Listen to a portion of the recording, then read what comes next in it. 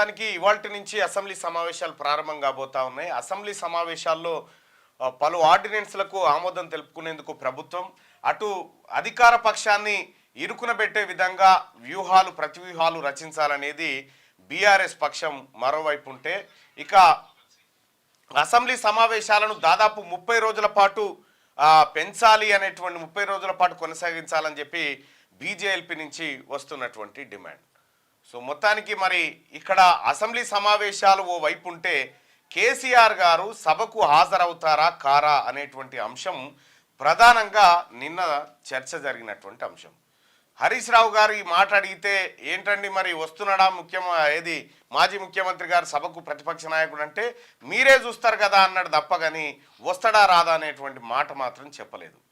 ఇక ఇది సమావేశాల్లో రెవెన్యూకి సంబంధించినటువంటి మ్యాటర్లు కానీ మున్సిపల్కి సంబంధించినటువంటి మ్యాటర్స్ కానీ చాలా వచ్చేటువంటి అవకాశం కనిపిస్తూ ఉంది. ఇవాళ సభ 10:30 ప్రారంభం కాబోతూ ఉంది.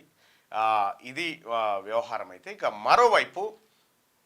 ఇంకోవైపు కాస్ట్ సెన్సస్ను పూర్తి చేసినటువంటి నేపథ్యంలో అసెంబ్లీలో దీనిపైన ఒక ప్రకటన ఉండేటువంటి అవకాశం కనిపిస్తూ ఉంది. మరి ప్రభుత్వం తరఫు నుంచి క్యాస్ట్ సెన్సస్ సంబంధించి దిగ్విజయంగా పూర్తి చేసినటువంటి నేపథ్యంలో ఈ క్యాస్ట్ సెన్సస్ ద్వారా ఏమేమి చేయబోతున్నారు అనేటువంటి అంశాలను కూడా ప్రభుత్వం సభ ముందు పెట్టేటువంటి అవకాశాలు కనిపిస్తూ ఉన్నాయి. క్యూ న్యూస్ ఛానల్లో పనిచేయటకు అనుభవం గల సీనియర్ వీడియో ఎడిటర్స్ కావాలను సంప్రదించవలసిన నెంబర్ 8688926084. qnewsads@gmail.com ను సంప్రదించండి. లైక్ చేయండి.